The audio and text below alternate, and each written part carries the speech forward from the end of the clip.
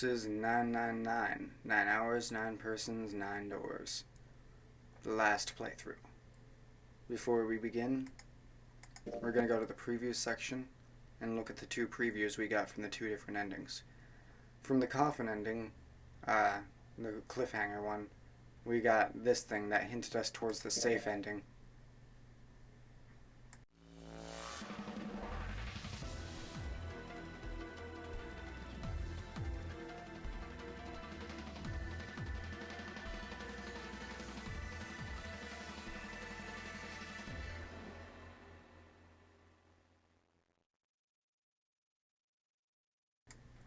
And then from the safe ending, we got this one, which assumably leads us to the true ending.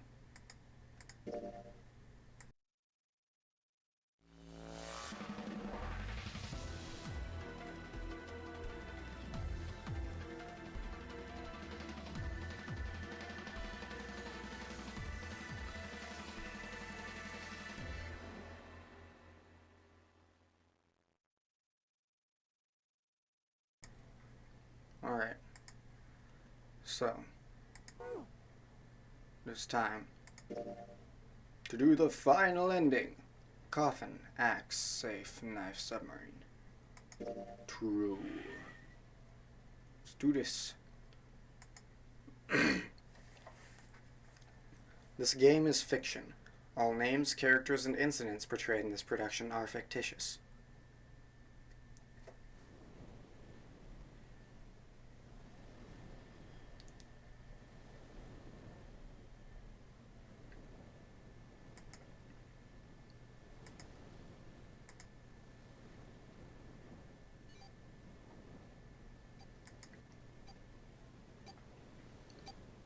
Four, three, two, one.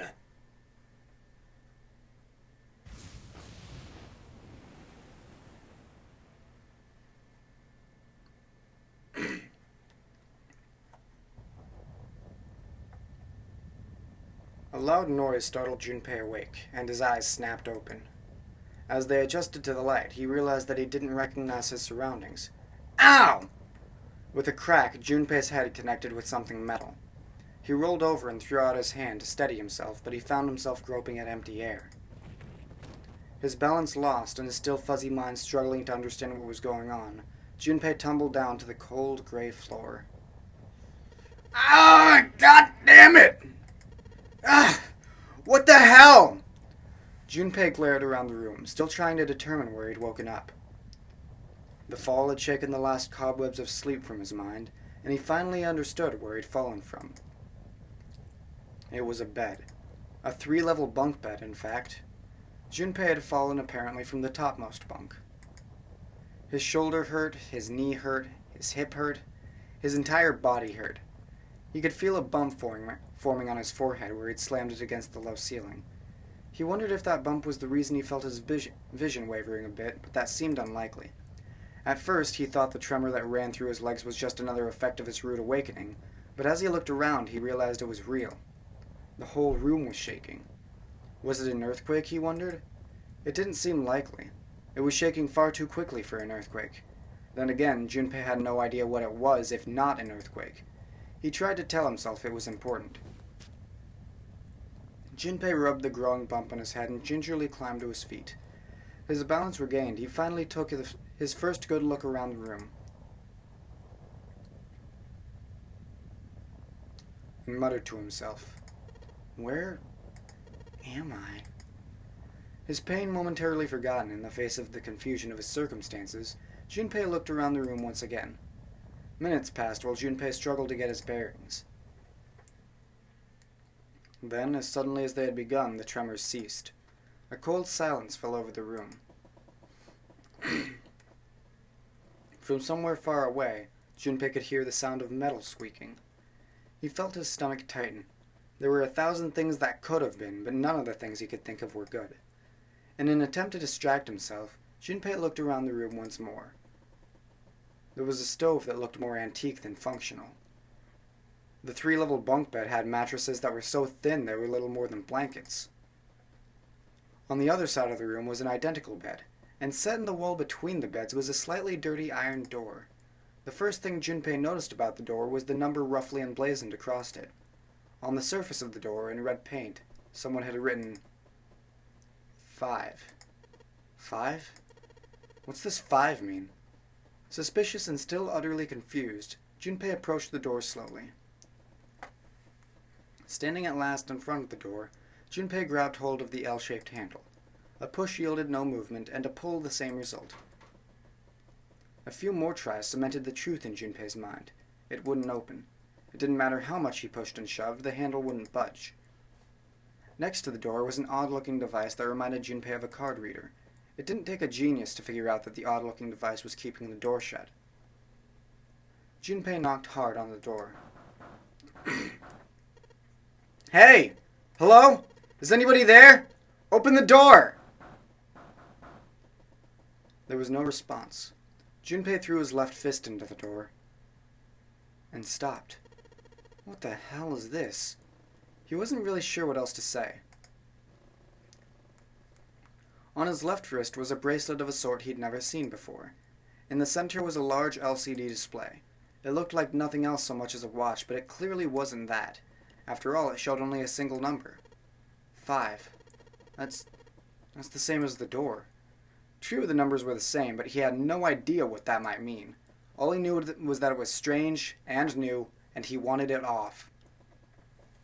Junpei flipped his hand over, as if to remove a watch, but the other side of the bracelet was solid. No buckle, no clasp, nothing. He sighed and flipped the thing back over. There were a number of rivets around the rim of the face. Perhaps he pushed them, but nothing happened. On a watch, there might be dials for adjusting date or time, but on this bracelet, they did nothing. Junpei was at a loss. What was he going to do? Growing more desperate, he began to tug at it. However, damn it! It's no good.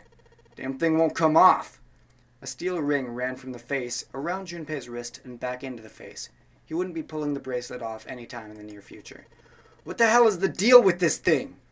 Frustration and desperation were beginning to mix as the reality of the situation began to dawn fully on Junpei. So much was happening, and none of it made sense. Junpei felt as though he were about to explode. Where am I? And why the hell am I here? Why? Why? What the hell happened to me? It was at that moment that he noticed the window. The window was round, rimmed in riveted brass like a window from an early 20th century ship. What? Wait, am I in a ship? Junpei walked slowly towards the window. He could see nothing beyond it but thick, impenetrable darkness. Junpei squinted, trying to see something, anything. It was at that moment... What the... You gotta be kidding me! What the hell is going on here?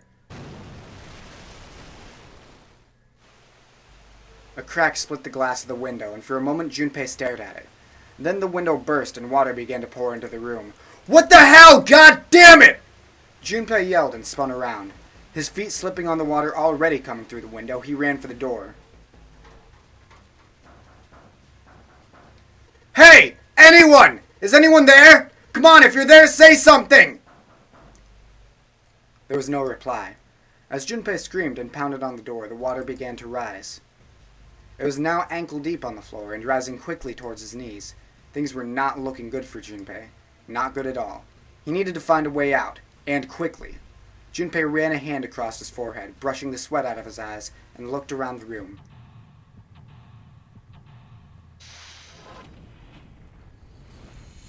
Seek a way out. Alright. We already know how to do this puzzle. Let's just get the items for a good measure to remind how to do the things. This door opens easily enough. Or, wait. Oh. I missed the text for that. Screwdriver. Let's combine that with the picture. Well, the screwdriver got those screws off easily enough. And here's the picture. Remember, this picture has the, God damn it.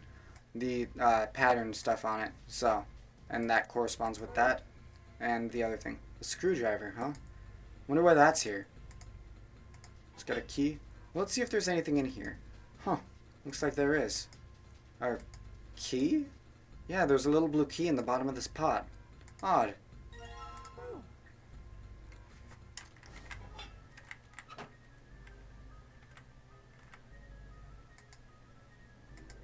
And then here's the other thing. Obviously, this would be first, and then this second for the blue box, and then this first and this second for the red box.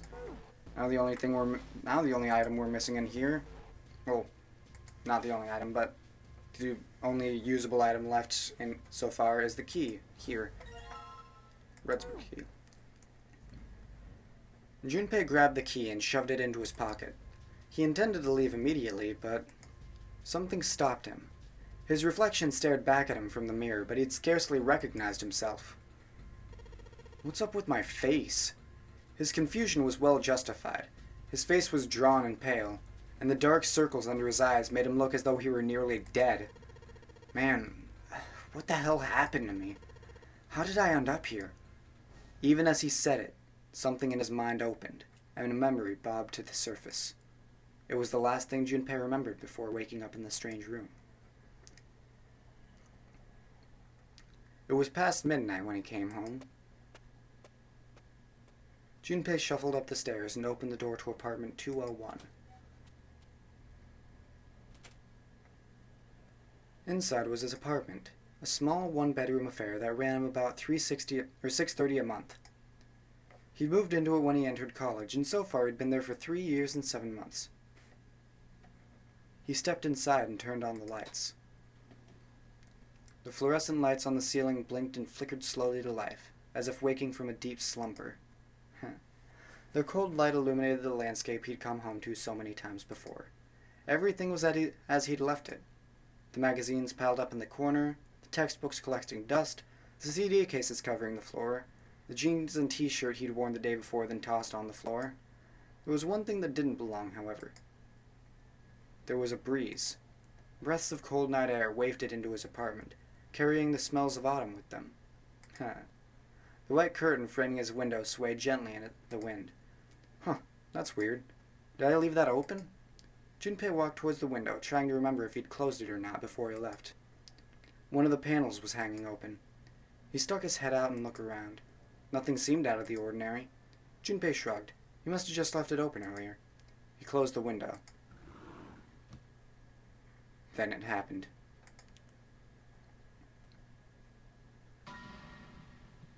Junpei turned and found himself face to mask with a man dressed all in black. The man wore a deep hood and a bulky gas mask. His face was entirely hidden. Junpei tried to scream, but all he could manage was a strangled croak. He tried to step towards the man, but his legs could no longer support his weight. Junpei collapsed to the floor, a crumpled heap of limbs, like a discarded puppet. This is what I laughed about twice. Deep slumber, a smell wafted. Too late, he noticed the white smoke that was quickly filling his apartment. A small object shaped distressingly like a grenade sat on the floor in front of his face, hissing. The white smoke poured out of it at an incredible rate. The smoke had grown so thick that the details of Junpei's apartment began to fade into the white haze. He could feel his mind begin to fade as well, a white haze that was not the smoke creeping into the edges of his vision. Consider this a privilege. You have been chosen. A rasping voice wormed its way out of the gas mask. It was cold and harsh, and distorted in some way Junpei couldn't put his finger on. You are going to participate in a game. The Nonary game. It is a game where you will put your life on the line. That was the last thing Junpei remembered. The white smoke overpowered him. The masked man faded from his vision, and he felt his consciousness fall away into the white mist. That's right! That guy with the gas mask! That son of a bitch must have taken me here! As to who the man was or might have been, Junpei had no idea. Indeed, he wasn't even sure that his assailant had been a man. The voice had been cold and mechanical, likely passed through a voice changer, and the body had been covered in a thick cloak. Who was the man in the mask? You have been chosen. Junpei remembered that much, but what it might mean, that was beyond him. Junpei had no idea where he was or why he was there. There was only one thing from his memory that seemed important. You are going to participate in a game. The Nonary game. It is a game where you will put your life on the line. The nonary game, huh? What the hell is a nonary game? God damn it! With a yell, Junpei drove his fist into the mirror. Driving fists into mirror isn't going to get you anywhere.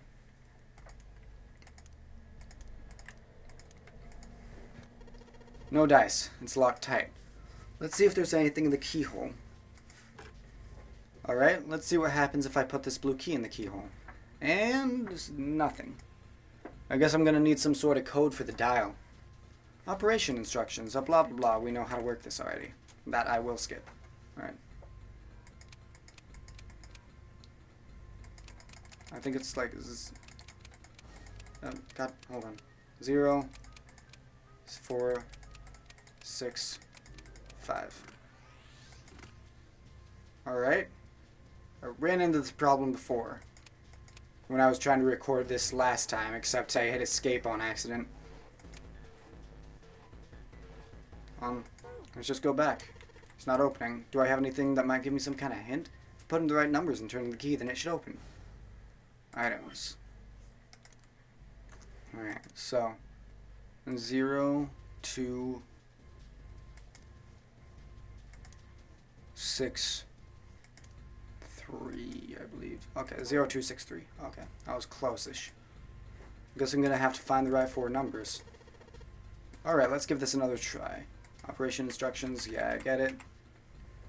0, 2, 2, 6, 3. Alright, let's see if these numbers work. I turn to the key and... Hey, it looks like it's working. Yes! Alright, let's open it up. Yes! It opened! Looks like there's something in here. What is this? A file? Alright, let's see what's in this file. Digital root. Let's see here. Compute a digital root with the following steps. First, add all the numbers in question to one another. If you end up with something greater than a single-digit number, add the digits to one another.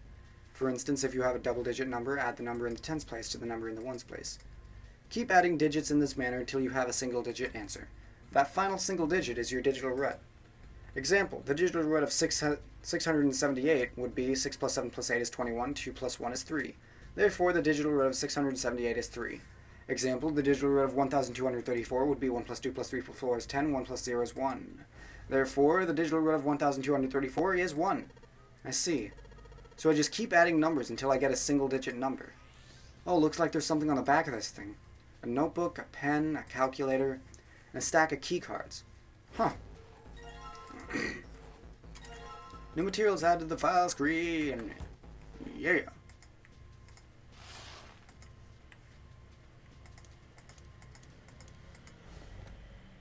This is just like the blue briefcase. Yep, there's a lock on this one too, and it's not opening. Alright, let's stick that red key in there. It's not opening. In fact, it's not doing anything at all. Well, alright, I take that back. I guess I can move the dial now. So it looks like I'm going to have to put in the right numbers and then turn the key. I do that, this thing should pop right open. Let's give this a shot. I know the operation instructions. And I know the answer to this one, I'm pretty sure. 7, 4, 8, 5. Yes, I unlocked it. It's opening. And there's the key cards again. Now then. These cards with numbers on them. I'm pretty sure this is where I'm supposed to use them. Alright, let's slide this card and see if it works. And...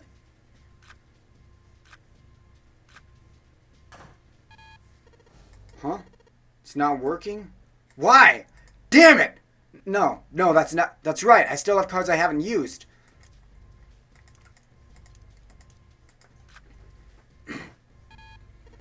Damn it, not again. There aren't any more cards in here. I've only got one other hint. Of course, the files. That file said something about a digital root. A digital root. A digital root. Huh. What am I supposed to do with... There's a 5 on that door. Do I have to get a digital root of 5? I'm not really sure about this. Whatever, it's worth a shot. Let's see if this works. I'll just slide the cards that give me the digital root of 5 through the reader. Operating instructions? Yeah. I want to find one other than 167 because I already know that one. And 238 doesn't work. So, 7, 10...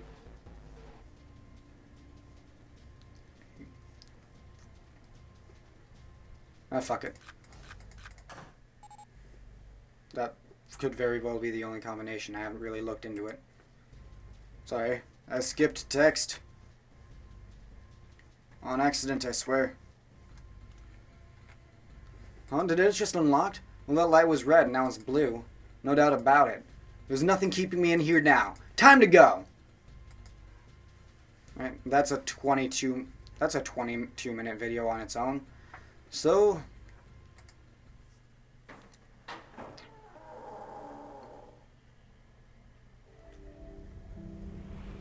You found it!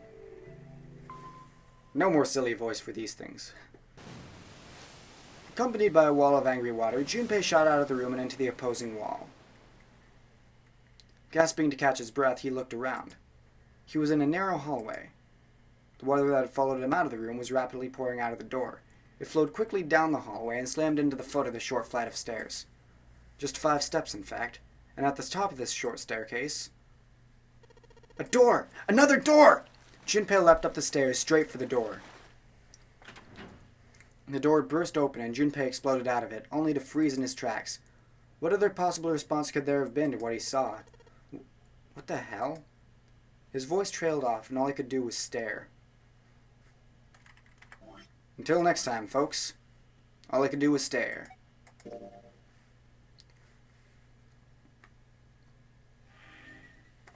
Peace out.